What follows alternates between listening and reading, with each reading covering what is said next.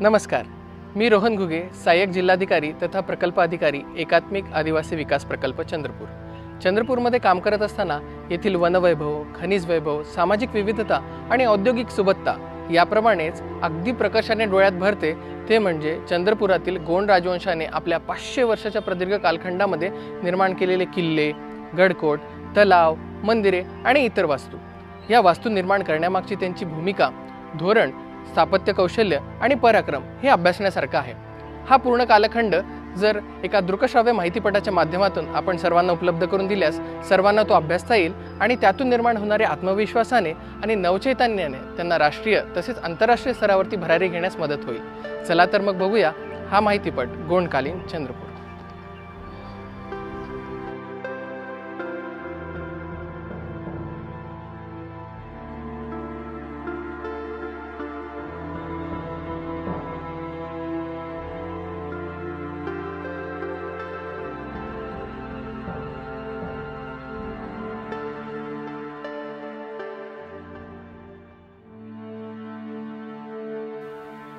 सृष्टी कालचक्रासोबत निरंतर चालते आहे। दिवस, रात्र, महिने, वर्ष, युग, संवत्सर माणसाची उत्क्रांती झाली, त्याची संस्कृती निर्माण झाली।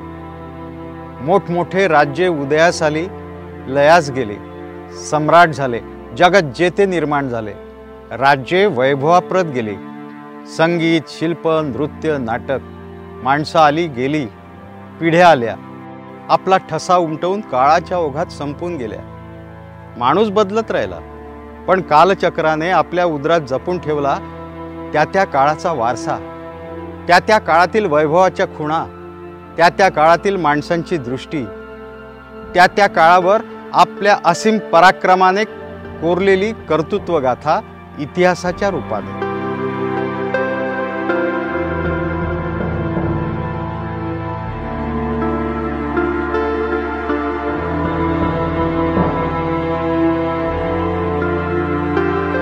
चंद्रपूरच्या गोंड राजवंशाने आपल्या 500 वर्षाच्या राजवटीतील आपल्या कुशल, प्रजाहितदक्ष आणि व्यापक दृष्टीने निर्माण केलेल्या वास्तू, मंदिरं, जलाशय आजही त्याच्या भव्यतेला गवसणी घालणाऱ्या सौंदर्यपूर्ण दृष्टीची साक्ष देत चंद्रपूर नगरीत उभ्या आहेत। आजही या वारशातून निनादत आहे गोंड राजवंशाच्या स्वर्णिम काळाचे आणि पराक्रमी इतिहासाचे स्वर।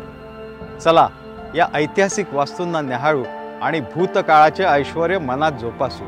चंद्रपूरचे प्राचीन नाव लोकपूर असे होते। तेव्हा येथे चंद्रवंशीय राजे राज्य करत होते। या चंद्रवंशीय राजांनी लोकपूर हे नाव बदलून इंद्रपूर असे नाव केले। पुढे कालांतराने इंद्रपूरचे पुन्हा चंद्रपूर असे नाव झाले। पुढे कालांतराने चंद्रपूरला चांदा असे संबोधले जाऊ लागले। 1964 साली महाराष्ट्र शासनाने चांदा हे नाव बदलून पुनश्च या नगरीस चंद्रपूर असे नाव बहाल केले।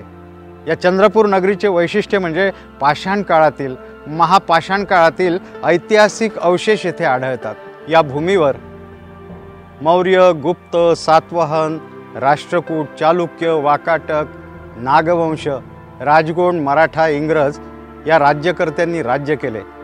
पण गोंड राजांनी 500 वर्ष अविरत या भूमीला आपली सेवा दिली। आपल्या शौर्य आणि पराक्रमाने, अतुलनीय साहस आणि त्यागाने, राजकीय दृष्टी आणि परिस्थितीनुरूप कुशल नियोजनाने या 500 वर्षाच्या कालखंडाला स्वर्णिम दीप्ती प्रदान केली। राजा भीम बल्लाळ सिंह या धोरणी आणि पराक्रमी राजाने 1247 साली शिरपूर येथे गादीची स्थापना करून गोंड राजवंशाची आधारशिला ठेवली। त्याच्यानंतर एकाहून एक पराक्रमी राजांनी गोंड राजवंशाच्या प्रगतीची पताका सतत उंचावत ठेवली। राजा अदिया बल्लाळ सिंह याने 1322 साली शिरपूरहून गादीचे स्थलांतर बल्लारपूरला केले। सूरज बल्लाशाह या राजानंतर राजा खांडक्या बल्लाशाह हा बल्लारपूरच्या गादीवर आला। 1472 ते 1497 हा याच्या कर्तृत्वाचा कालखंड। चंद्रपूरच्या किल्ल्याची पायाभरणी याने केली। राजधानी वसवून पिण्याच्या पाण्याची सोय केली, पण राहण्यासाठी त्याने महाल बांधला नव्हता। त्यामुळे तो बल्लारपूर येथूनच राज्यकारभार करीत होता। बल्लारपूर येथून राज्यशकट चालवणारा तो शेवटचा गोंड राजा ठरला। तर त्याच्या मृत्यूनंतर राजा हिरशहा चंद्रपूरच्या गादीवर आला आणि चंद्रपूरच्या गादीवरून राज्यकारभार करणारा तो पहिला गोंड राजा ठरला। अशा प्रकारे गोंड राजवंशाच्या स्थापनेपासून शिरपूर, बल्लारपूर आणि चंद्रपूर अशी राजधानीची स्थलांतरं होत राहिली।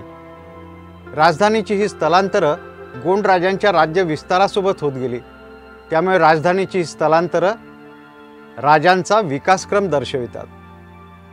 तत्कालीन सतत होणारी युद्ध, कट, कारस्थान या पार्श्वभूमीवर राज्यात स्थैर्य कायम ठेवून राज्याचा विकास करणं आणि जनतेच्या सुखसोयींना प्राधान्य देत स्थापत्य, शिल्प, मंदिर, तलाव, पाणवठे अशा बाबींना प्रोत्साहन देणं हे खरं तर अवघड काम होतं। पण गोंड राजांनी ही अवघड किमया शक्य करून दाखवली। प्रत्येक पिढी आपल्या शक्तीनुसार त्यात भर घालत गेली आणि इतिहासाचा वारसा समृद्ध होत गेला। आजही हा वारसा चंद्रपूरच्या गोंड राजांच्या काळातील वैभवाची आणि कलात्मक दृष्टीची आठवण देत सशक्तपणे उभा आहे। त्याला न्याहाळणे, त्याच्याशी संवाद साधणे हे जितके आनंददायी आहे, तितकेच आपल्या पूर्वजांशी आत्मीय नाते जोडणारेही आहे।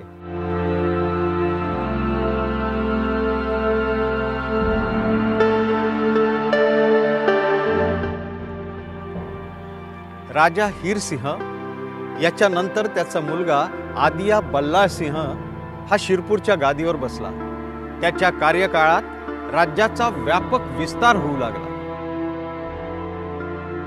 शिरपूर येथून राज्यकारभार पाहणे सोयीचे नसल्यामुळे त्याने वर्धा नदीच्या पूर्व तीरावर एक किल्ला बांधला, तेथे राजधानी वसवली आणि आपल्या नावावरून या राजधानीस बल्लाळपूर असे नाव दिले।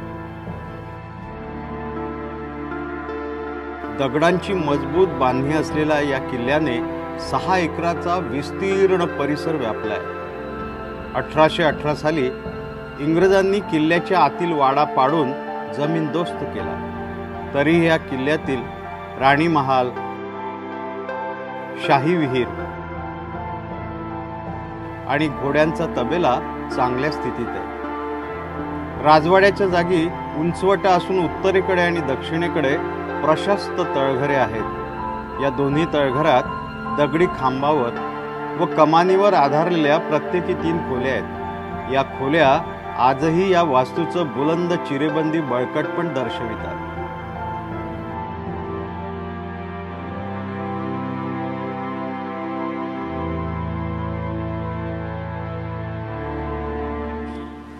इतिहासात होऊन गेलेल्या अनेक पराक्रमी सम्राटांनी आपल्या पराक्रमाचे, वैभवाचे आणि सामर्थ्याचे प्रतीक म्हणून राजचिन्हांची निर्मिती केली।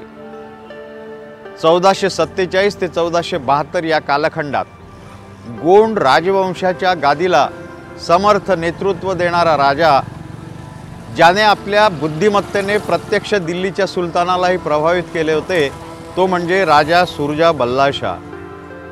आपल्या राज्यात अनेक सुधारणा करून त्याने शांती प्रस्थापित केली, तसेच आपल्या वंशाच्या शौर्याचे प्रतीक म्हणून त्याने राजचिन्हाची निर्मिती केली। हत्तीवर आरूढ झालेला सिंह असे हे राजचिन्ह आहे। एक सिंह हत्तीच्या पाठीवर चाल करून एका पंजाने त्याची सोंड ओढून धरीत त्याच्या पाठीवर उभा आहे, असे हे राजचिन्ह आहे। प्रसंगी सामर्थ्यशाली हत्तीलाही आम्ही नमवू शकतो, असे आपल्या शौर्याचे, शक्तीचे सूचन त्यातून व्यक्त होते।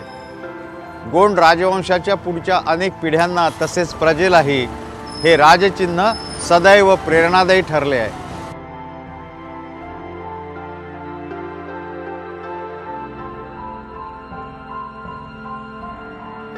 राजा होता शूर परंतु शरीराने बेहाल।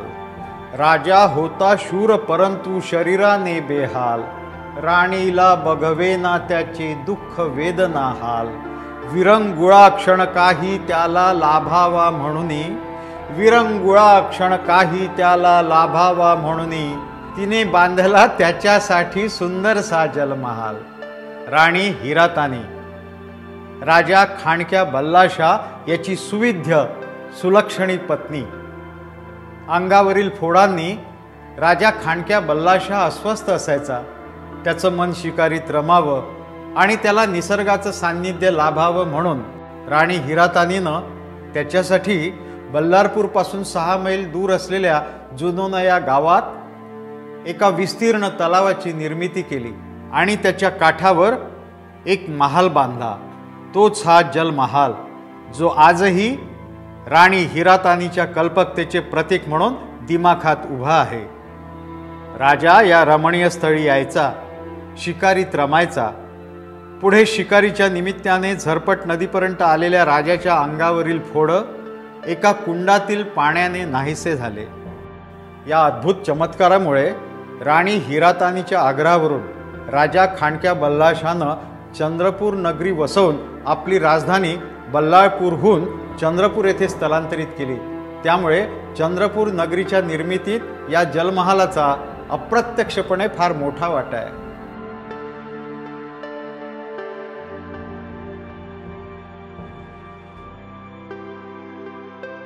चंद्रपूरचा परकोट किल्ला हा महाराष्ट्रातील ऐतिहासिक वास्तुस्थळात आपले मानाचे पान बाळगून आहे।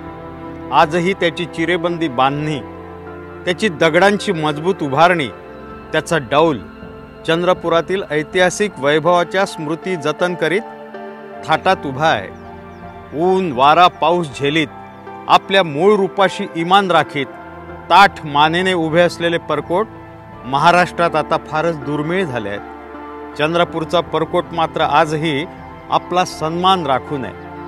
कोणतंही मोठं कार्य एका रात्रीत घडून येत नाही। या परकोटाचे काम पूर्णत्वास जाण्यासाठी गोंड राजवंशाच्या 6 पिढ्या झिजल्या आहेत।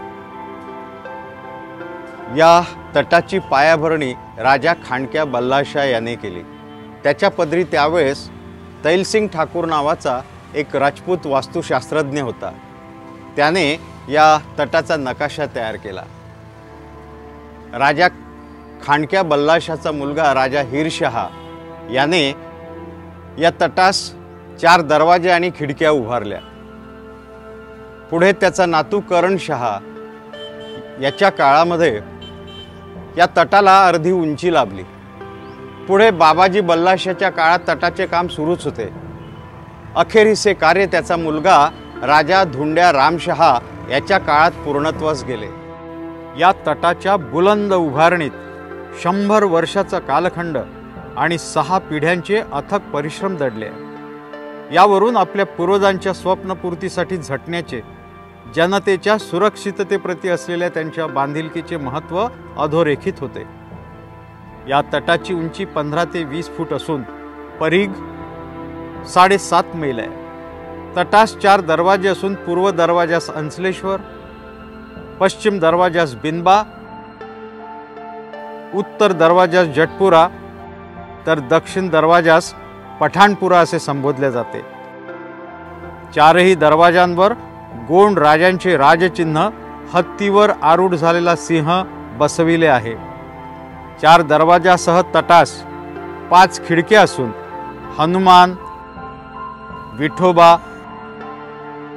चोर, बगड व मसण या नावांनी त्या प्रसिद्ध आहे। तटास महत्त्वाच्या ठिकाणी तोफा चालविण्यासाठी बुरुज असून बंदूक चालविण्यासाठी छिद्रे निर्माण केली आहेत।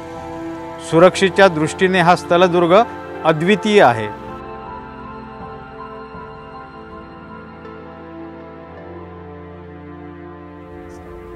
कर्तृत्ववान राजा कसा असावा याचे भारतीय परंपरेने दिलेले उत्तर म्हणजे असा राजा आपल्या राज्याचा उपभोगशून्य स्वामी असावा।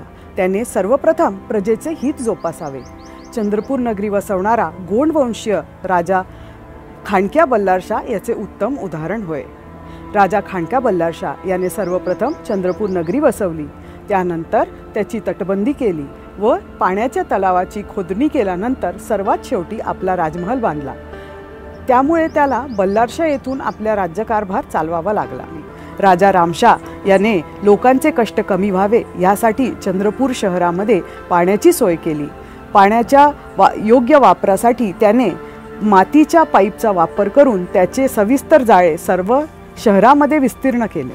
नवीनतम प्रयोग करत त्याने नागरिकांना विहिरीतल्या जलस्तरापर्यंत जाता यावे यासाठी या विहिरींना पायऱ्या बांधल्या अशा पायऱ्यांच्या विहिरी चंद्रपूरचे अभिमानास्पद वैशिष्ट्य आहे. खांडक्या बल्लारशाने बांधलेल्या तलावाला आजूबाजूचे तलाव जोडून राजा रामशा याने एक विशाल तलावाची निर्मिती केली. त्याच्या किनाऱ्यांना दगडाची तटबंदी केली. तलावाचे सौंदर्य न्हाळण्यासाठी पायऱ्या असणारे घाट देखील बांधले. या तलावाचे नामकरण त्याने आपल्या नावावरून रामाळा असे केले. जनतेचे हित व सौंदर्यदृष्टी असणाऱ्या रामशाने अल्पावधीतच आपल्या कारभाराची मुद्रा इतिहासावर उमटवली. राजा रामशा सन 1735 मध्ये काळाच्या पडद्याआड झाला. 180 एकर इतक्या विस्तीर्ण क्षेत्रावर पसरलेला रामाळा तलाव अशा पाणी पुरवठ्याच्या योजनेचे उत्कृष्ट उदाहरण होय. आपल्या जनतेला पिण्याचे स्वच्छ पाणी मिळावे यासाठी राजा रामशा याने रामाळा तलावाची निर्मिती केली. त्याने पाणी गावात पोहोचवण्यासाठी भाजलेल्या मातीचे पाईप निर्माण करून ते भूमिगत मार्गाने चंद्रपुरात पोहोचवले गेले. चंद्रपुरातील वेगवेगळ्या भागात पाणी पोहोचावे यासाठी विविध स्थळी कुंभ निर्माण केले गेले. त्याला हतनी असे संबोधले जाते. 10 फूट उंचावर बांधल्या गेलेल्या जवळपास 13 हतनी आजही बघितल्या जाऊ शकतात. या हतनीतील पाण्याचे नियोजन इतके उत्कृष्ट होते की यातील पाण्याची पातळी सदैव कायम राखल्या जात होती. तत्कालीन लोकसंख्येला वर्षभर सुखनेव पाणी पुरवठा करण्याची क्षमता असलेला रामाळा तलाव आणि पाणी वितरणासाठी केल्या गेलेली सोय ही राजा रामशा याच्या सुधारणप्रिय व्यापक दूरदृष्टीचा ठेवा होय. अशा या रामाळा तलावाचे चंद्रपूर वासियांच्या मनामध्ये एक अढळ असे स्थान आहे. त्याचे संवर्धन करण्यासाठी आजचे शासन देखील तिथे गाळ काढण्याचे काम करून तलावाचे सौंदर्यीकरण करण्याचा प्रयत्न करत आहे.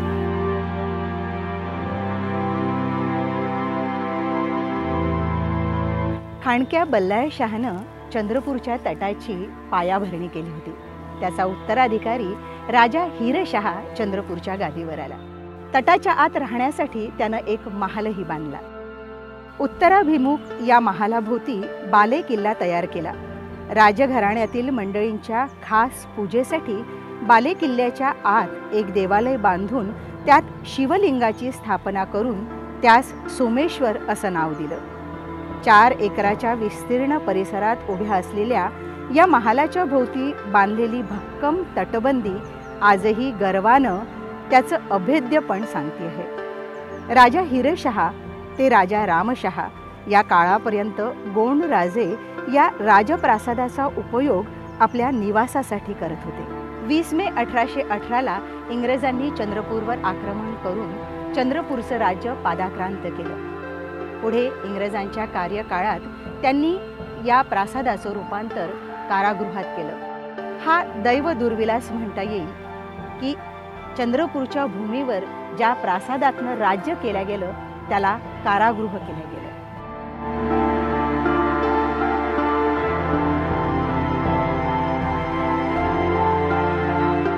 राजा हिरशहा पराक्रमी अन प्रजाहित दक्ष, क्रीडा प्रेमी तो खेळावरती सदा असे लक्ष. सुधारणांनी काळतयाचा झाला सोनेरी, सुधारणांनी काळतयाचा झाला सोनेरी. खेळासाठी निर्मिले सुंदर क्रीडांगण कोनेरी, खेळासाठी निर्मिले सुंदर क्रीडांगण कोनेरी. या आयताकृती क्रीडांगणाची लांबी 200 मीटर असून रुंदी 100 मीटर आहे. इथे प्रेक्षकांना बसण्यासाठी दगडी शिडीच्या आकाराची आसन व्यवस्था आहे. उंच होत गेलेल्या पायऱ्यांच्या मध्ये सिंहासन रूपी व्यवस्था आहे, ज्यावरनं ही व्यवस्था खास राजासाठी केलेली आहे हे सुज्ञास सहज कळून येतं. राजा हिरशहा दरवर्षी क्रीडा स्पर्धांचं आयोजन करत असत आणि यात भाग घेण्यासाठी दुरून दुरून प्रतिभावंत खेळाडू आपली हजेरी लावत असत. आजही महानगरपालिकांच्या शाळांचा क्रीडा महोत्सव इथे साजरा होतो.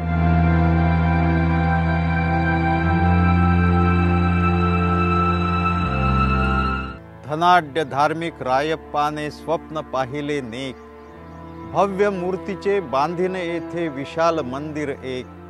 दीर्घ काळ ते स्वप्न तयाने हृदयाशी जपले, यास्तव शिल्पी कल्पक येथे प्राणपणाने खपले.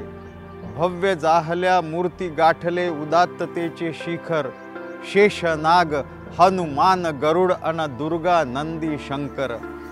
रायप्पाने मिटले डोळे अर्ध्या वाटेवरती, कदर दान तो गेला पडल्या उघड्यावरती मूर्ती.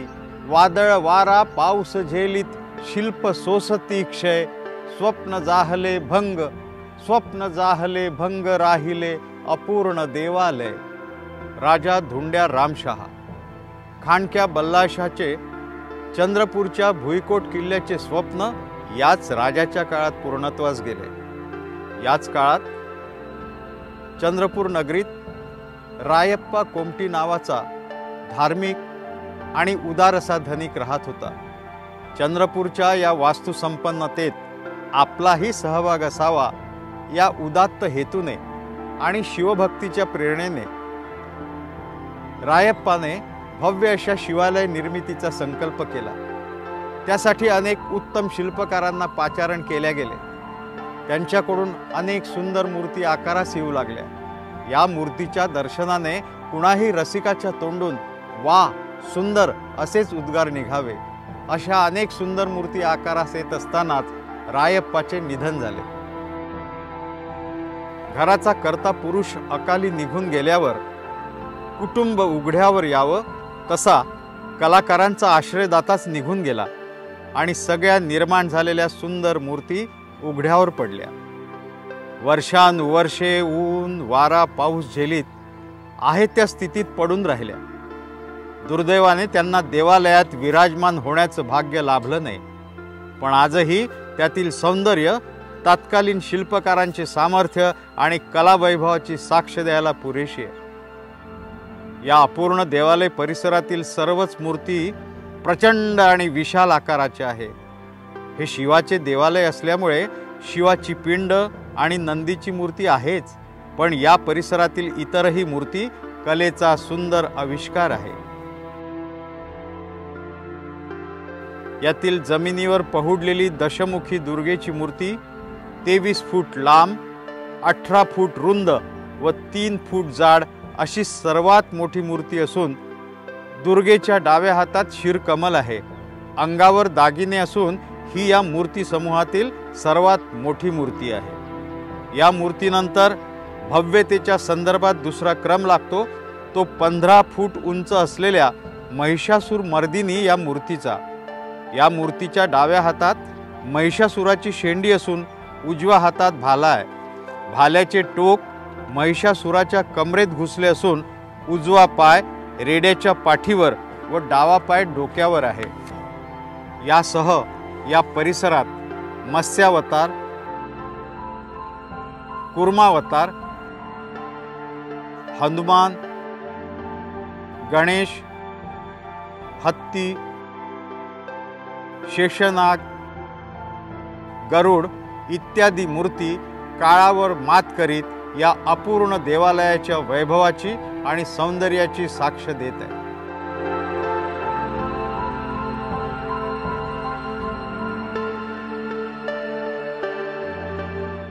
गोंड राजवंशाच्या 500 वर्षांच्या सातत्यपूर्ण वाटचालीत एक कालखंड असा आला की एका राणीने आपला दत्तक पुत्र सज्ञान होतपर्यंत राज्यकारभार सांभाळला.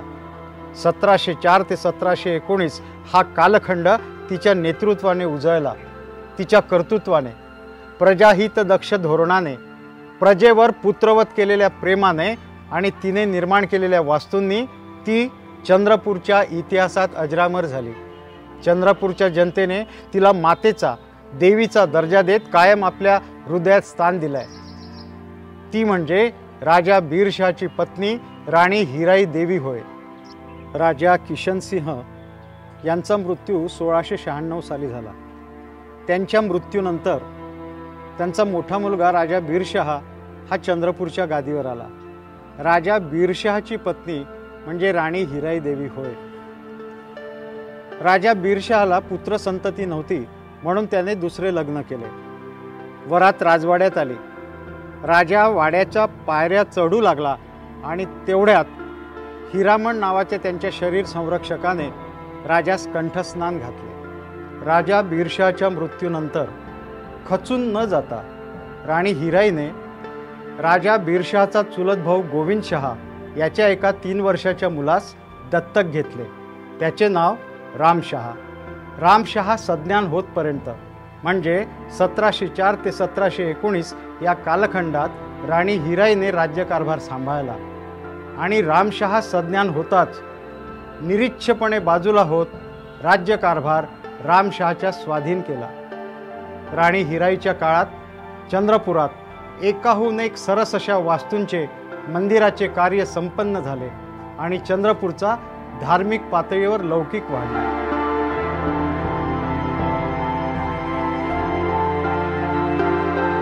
आज माता महाकालीचे जे मंदिर दृश्य स्वरूपात उभे आहे ते राणी हिराईने बांधले आहे।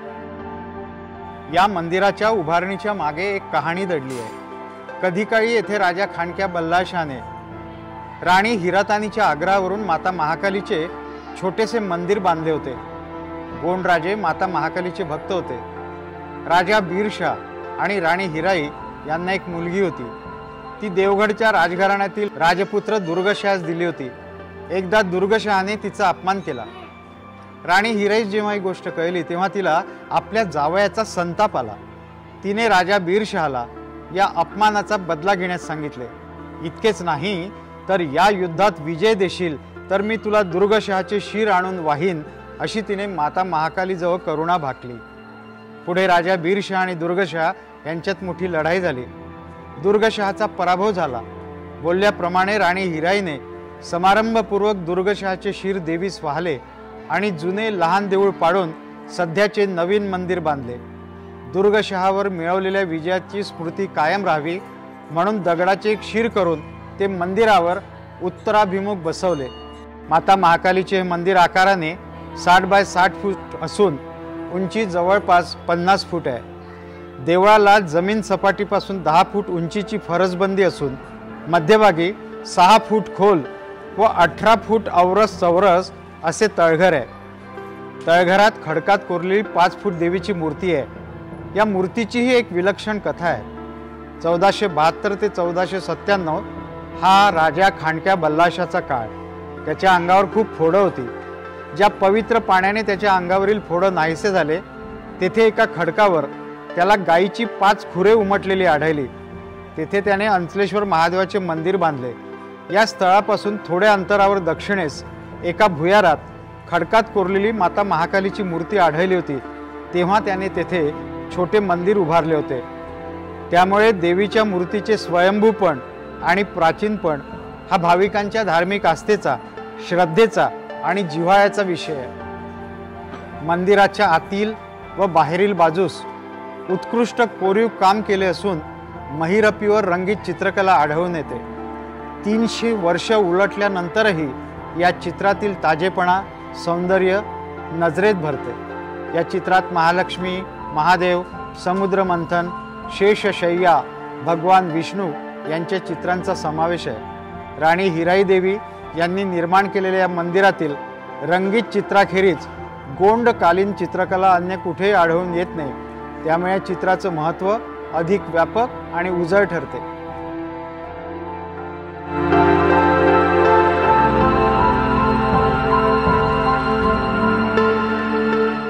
एखादी वास्तू, एखादं मंदिर जेव्हा आपलं प्राचीनपण घेऊन उभं राहतं तेव्हा मानवी मन त्याच्या व्यापकतेसमोर नतमस्तक होतं। काळाच्या कसोटीवर टिकल्याची ती खूण तर असतेच, पण सोबतच तत्कालीन शिल्पकला, मूर्तिकला, कलेचा प्रवाह याची ती साक्षीही देत असते।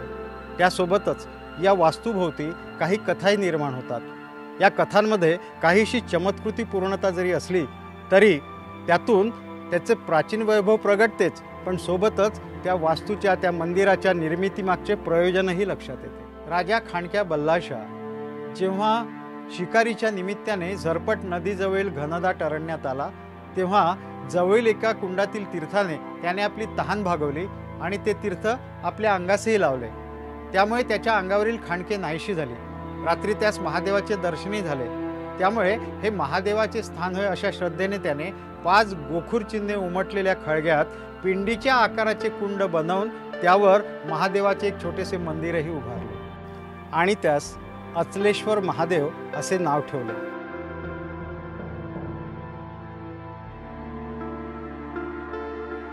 राणी हिराईने नवस फेडण्यासाठी जेव्हा महाकाली मंदिर मोठ्या स्वरूपात बांधले त्याचवेळी जुने लहान आकाराचे अचलेश्वर मंदिर पाडून तेथे आज अस्तित्वात असलेले मोठे मंदिर बांधले। या मंदिरातील शिल्पकाम नजरेचं पारणं फेडतात। शुभ्र पांढऱ्या दगडावरील रामायण महाभारतातील कथा उत्कृष्ट शिल्पकारीने येथे जिवंत झाल्या आहेत। आतल्या आणि बाहेरच्या भिंतीवर उत्कृष्ट कलाकृती कोरल्या गेल्या आहेत। मंदिराच्या शिखरावरील कोरीव काम विलक्षण सौंदर्याची अनुभूती देते। या मंदिराची उंची 45 फूट असून लांबी आणि रुंदी 15 फूट आहे। मंदिराच्या गाभाऱ्याला लागूनच 15 बाय 8 फुटाचे सभागृह आहे।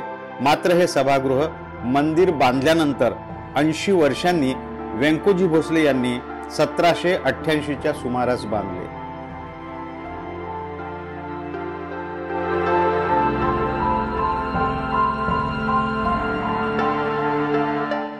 प्रत्येक संस्कृतीत जनता राजाला परमेश्वराचा अंश मानत राहिली आहे।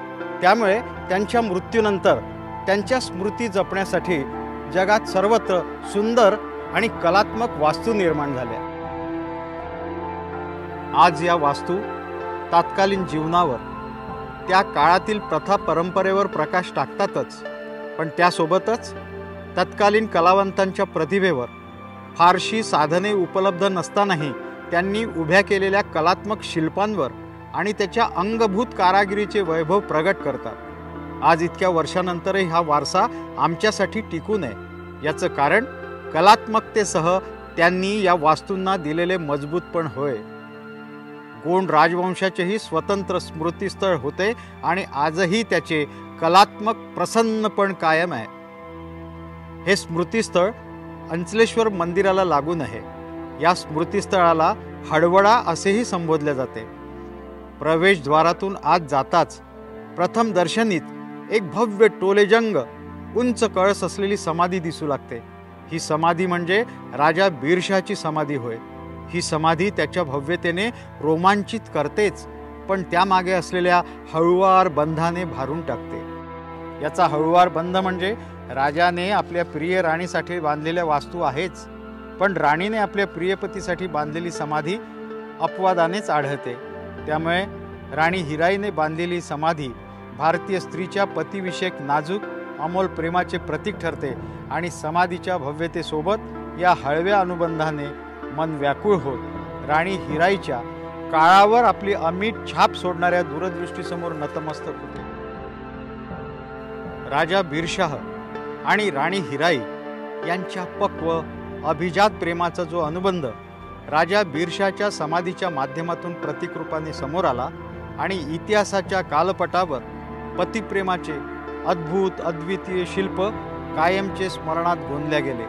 ती काव्यमयता, त्या नात्याची तरलता जपत राणी हिराई देवीचा दत्तक पुत्र राजा रामशाह याने राणी हिराई देवीच्या मृत्यूनंतर राजा बिरशा यांच्या समाधीच्या अगदी समोर राणी हिराई यांची समाधी बांधली, ज्यामुळे मृत्यूनंतरही त्यांचं अलौकिक पातळीवरील सान्निध्य सोबत कायम राहिले। राणी हिराई देवीची समाधी अष्टकोनी असून उंची जवळपास 15 फूट आहे। या समाधीची रचनाच अशा प्रकारे केली आहे की दोन्ही समाधीच्या झरोक्यातून बघितल्यास परस्पर दोन्ही समाधीचे दर्शन होते।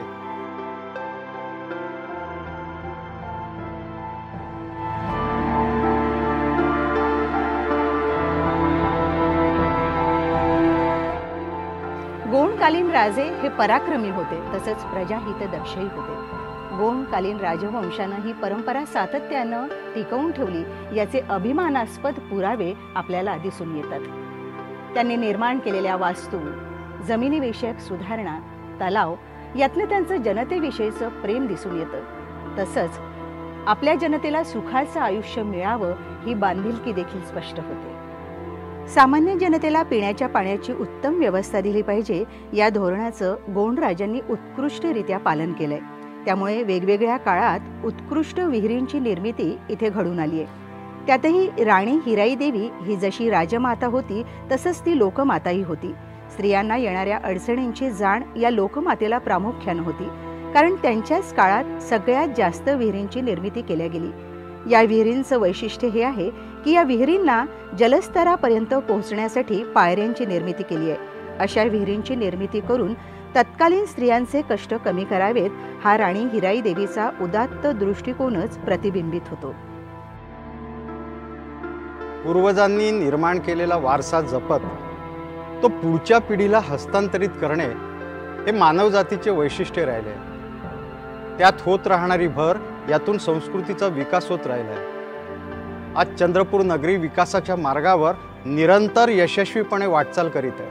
विपुल खनिज संपदा, घनदाट जंगल, बारमाही वाहणाऱ्या नद्या, सुंदर मंदिरं, त्याचे वास्तुशिल्प अशा अनेक समृद्ध गोष्टींनी चंद्रपूरची संपन्नता महाराष्ट्राच्या आणि देशाच्या विकासात आपले योगदान देत आहे. सलग 500 वर्षांचा वैभवी, अभिमानी आणि सुसंस्कृत वारसा चंद्रपूरच्या जनतेला बहाल करणाऱ्या गोंड राजवंशाची गाथा आमच्या उरात जपत आणि त्यांच्याविषयीची कृतज्ञता बाळगत हा ठेवा पुढच्या पिढीला हस्तांतरित करणे हे एक प्रकारे आमच्या पूर्वजांचे पूजनच होय.